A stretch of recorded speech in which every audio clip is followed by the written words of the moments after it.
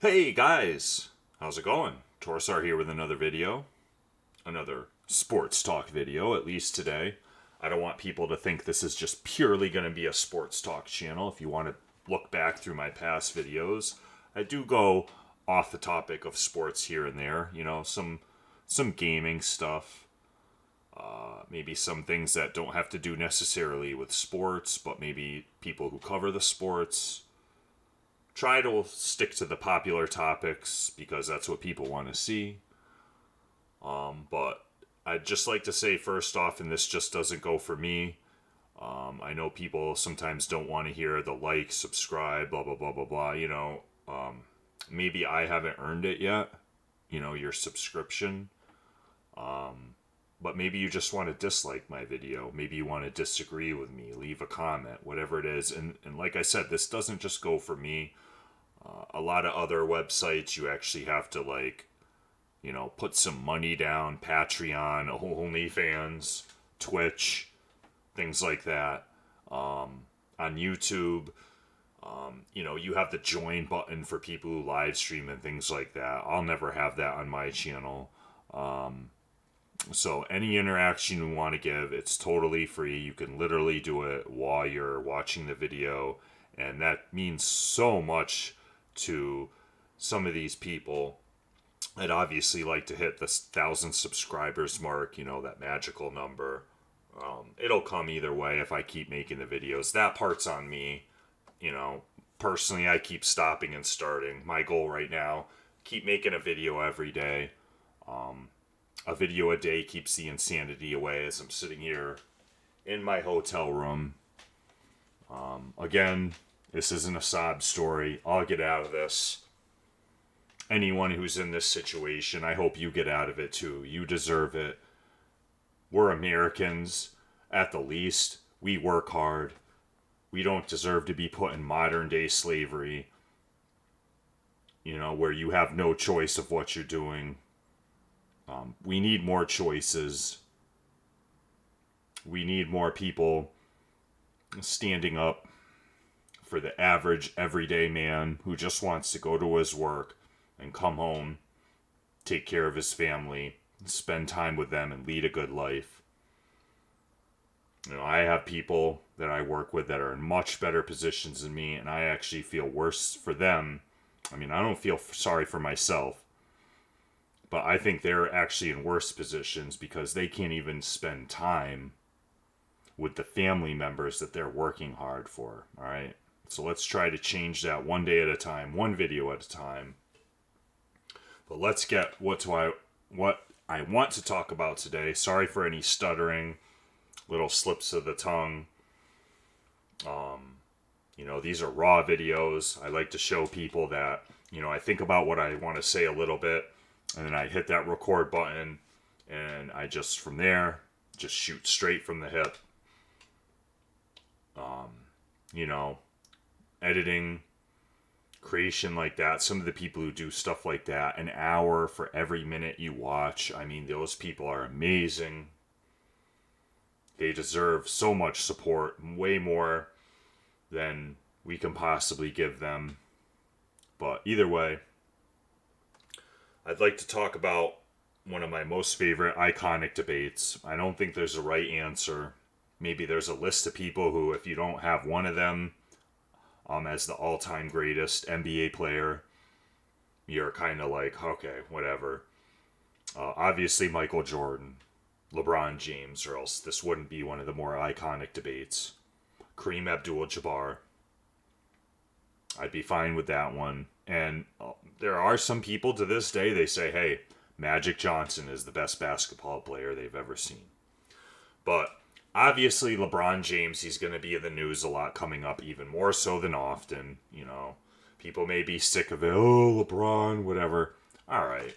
Why don't you like LeBron, but yet you salivate over anything Jordan and Kobe? Just think about that for a moment. But either way, LeBron's getting ready to pass Kareem for the all-time NBA scoring list. So, does that make him the greatest NBA player of all time? No, it doesn't. And in the end, this debate, there will never be an actual right answer because in the end, it's all semantics. What actually does constitute the greatest? If you're talking about the greatest career ever, I'm sorry. You can point to Jordan's 6 titles, 6-0. But that's also the period in which he lived in, the period in which he played the NBA, what happened to the surrounding superstars around him at the time. I'm not going to say he got lucky, but for Magic Johnson to contract HIV and Larry Bird to initially hurt his back, and I don't know how many of you know this. You may have just seen him lying on the sidelines in between when he was in and out of the game. May have thought, oh, well, he was just a taller guy. He hurt his back playing. No. You know how Larry Bird originally hurt his back? Tarring his own driveway. That's almost unimaginable to think about that in today's superstar landscape. He originally hurt his back tarring his own driveway. And I'm not going to say that stopped Michael Jordan, but he really is damn lucky that both those guys' careers, for the most part, ended in the early 90s. They weren't challenging him at that point. Those guys in today's NBA, guys are playing well into year 16, 17, 18, still being highly productive. So, the 6-0, yes, it's great. If you want to call him the greatest winner of all time, yes, Michael Jordan is the greatest winner of all time in the NBA. Because if you go farther back, you could say Bill Russell, but there was just a far less pool of competition, less teams. Black players weren't as being as accepted as they are now, which they've now taken over the game. The athleticism, the height, that just wasn't something that was just as... I mean, it seems almost idiotic today to think about it, but just the way people thought about other people back in the day, it's just, everyone knows it was ignorant. What are we going to do? You can't go back and erase history. That's just the way it was. Yes, would you love to see Bill Russell in today's NBA to see how he would play? Hell, would you even love to see Michael Jordan in today's NBA? That's not the way it was. And the other factor I'd like to talk about is anyone who watches Twitter or even watches the news nowadays. How many kids do you see hitting their teachers? How many guys do you see getting into fist fights with females? Like, are you kidding me? And what I mean by that is there's just a lack of respect for the things that used to be institutions in this country. You respected your elders. You didn't put hands on females no matter what. And even in Jordan's era, this may have only been 20, 30 years ago, there was still that air of invincibility that laid in the air. Now you don't have that. That was already waning by the time LeBron got in the NBA. And for the most part in his career, it doesn't matter how physically imposing LeBron was. Guys just didn't automatically respect him like they did Michael Jordan. It's nothing about LeBron either. That's just the way today's world is. And you could say, oh, well, LeBron, he's not that assassin. He doesn't have that killer mentality. Okay, well, neither do most of you, okay? So I don't know why people love that about Jordan and Kobe so much. Yes, is that part of what made them great? But it isn't the end-all, be-all of everything. I'm sorry. The other great players of all time, was Magic Johnson known as this cold-hearted, ruthless assassin? No. Was Kareem? No. Tim Duncan? No. In fact, you can look at most of people's, let's not even say the top 10, because that's kind of subjective. There's about 15 or even 20 people that you could put in the top 10. So let's just say the top 20. Look at all the top 20 players of all time. How many were known as these cold-hearted, ruthless assassins? It's a team-based game, even though there's only 4 other people on the floor besides that cold-hearted, ruthless assassin. It's still a team-based game. And Michael Jordan didn't start winning until he learned to start trusting his teammates a little bit more. Kobe Bryant, post Shaq, missed the playoffs once and was the 7th seed 2 other times in the Western Conference until he learned to start trusting his teammates a little bit. Now, I don't think it's indisputable whatsoever. LeBron James has had the greatest career of all time in the NBA. Kareem was the only other one who could challenge him for the longevity of his greatness. And even Kareem, in his waning days, by this time, what was he averaging? 14 points per game?